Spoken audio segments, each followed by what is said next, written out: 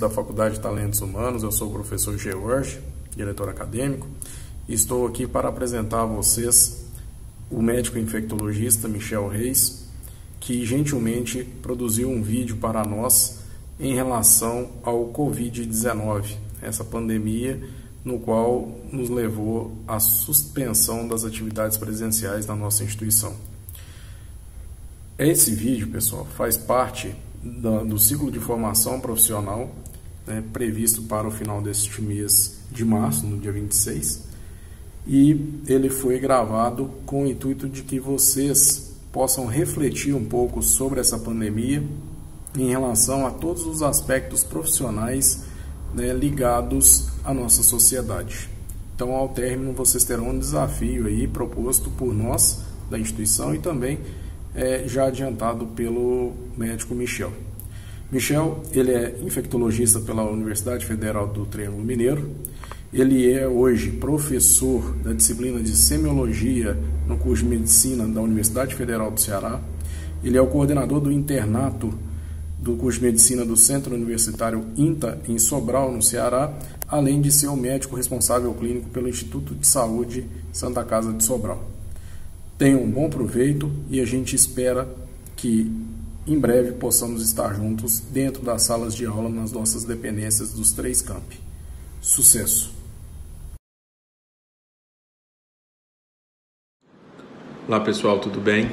Meu nome é Michel, eu sou médico infectologista e eu vim aqui falar com vocês um pouquinho sobre essa epidemia nova, o Covid-19.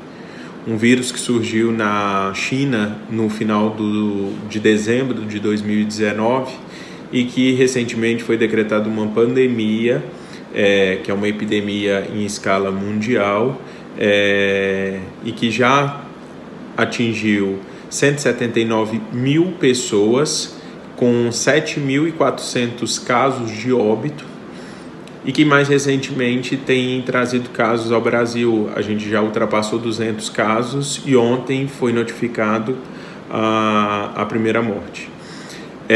Trata-se de um vírus novo, é uma família de vírus que a gente já tem contato com ela já infecta o homem há mais de 50 anos. A primeira descrição de um coronavírus infectando um homem é da década de 60. E com esse novo vírus, são 7 os vírus dessa família que têm a capacidade de infectar os humanos, tá certo? 4 desses vírus são responsáveis por sintomas de gripe, tranquilo. 3 com esse agora são potenciais de causar pneumonia, casos graves, inclusive a morte, tá? De onde ele surgiu ainda é uma incógnita. Os estudos apontam que provavelmente venham de morcegos, de um mercado de peixes lá da China, na cidade de Wuhan, que foi o epicentro da epidemia, mas isso ainda não é certo. O fato ele se passou para humanos e hoje a forma mais comum de transmissão é transmissão pessoa a pessoa, através de gotículas ou através de contaminação pela mão, por superfície contaminada ou pela mão contaminada, que aí a gente leva na boca, leva no nariz, leva no olho e acaba se contaminando, ok? Sintomatologia. Grande maioria das pessoas vão ter pouco sintoma, então é um sintoma tranquilo, como se fosse uma gripe ou um resfriado. Algumas pessoas vão evoluir com pneumonia, que é a chamada forma grave da doença. Então vão ter, além da febre, tosse, surgimento de falta de ar, dispneia, tá certo? Uma parcela dessas pessoas que evoluem com pneumonia vão evoluir com necessidade de demanda de oxigênio e um quadro grave de síndrome de desconforto respiratório e necessidade de intubação orotraqueal, suporte intensivo, tá certo? Não existe um tratamento específico, como toda gripe e resfriado, o tratamento é baseado em suporte e os sintomáticos, remédio para febre, dor de cabeça, enfim. Alguns estudos têm trazido possibilidades de algumas drogas, mas ainda nada liberado, nada definido.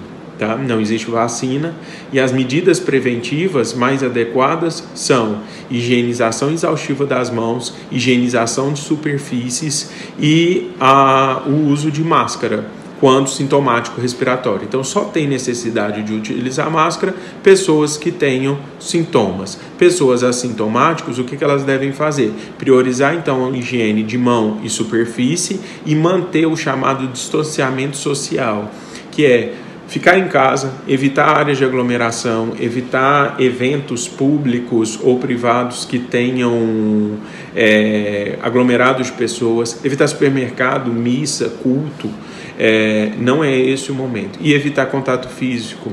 Felizmente a gente está numa época que não é época de trocar beijo, abraço, aperto de mão, tá certo? Então isso tudo tem um impacto positivo.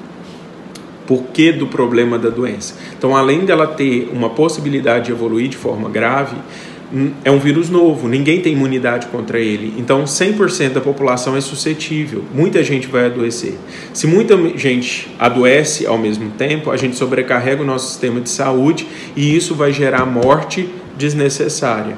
Então, o nosso intuito preventivo não é nem de não pegar, é fazer com que a população pegue por um período mais longo de tempo e não todo mundo numa mesma época, porque isso seria catastrófico. É o que está acontecendo, por exemplo, na Itália e em Israel.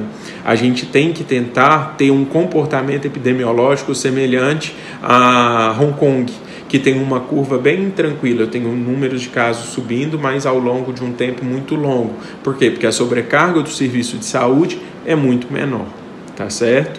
Então, vocês estão aí agora nessa condição de isolamento social, né? As aulas foram paralisadas. Existe uma diferença entre o que é isolamento social, o que é quarentena e o que é isolamento domiciliar. Distanciamento social é essa condição onde eu não sou suspeito, onde eu não tive contato com ninguém e onde a gente vai evitar sair de casa, evitar aglomerações, evitar contato próximo para que eu não pegue. Quarentena é aquela condição onde a gente coloca pessoas que não tenham sintomas, mas que tenham contato com um caso confirmado ou um caso suspeito, certo? E isolamento domiciliar são aqueles pacientes que tenham tido um caso confirmado clínico e epidemiologicamente falando ou através do exame, tá certo? Então existem diferenças entre esses termos.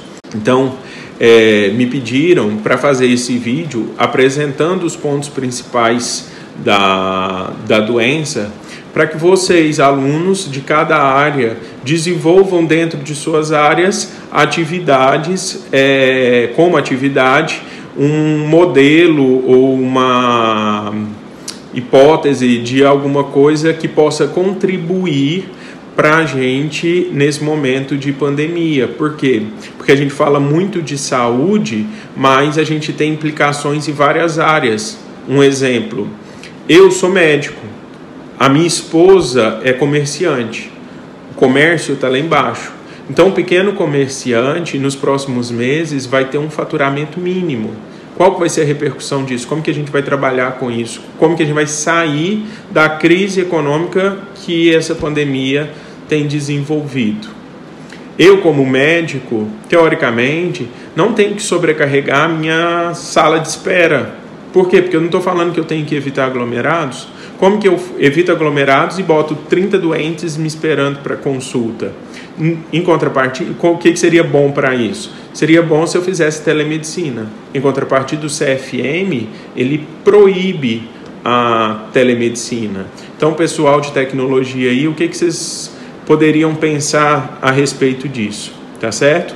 Então, com os professores, vocês vão elaborar então esses planos de ação para cada área, mas com foco nessa nova pandemia, tá certo? Forte abraço.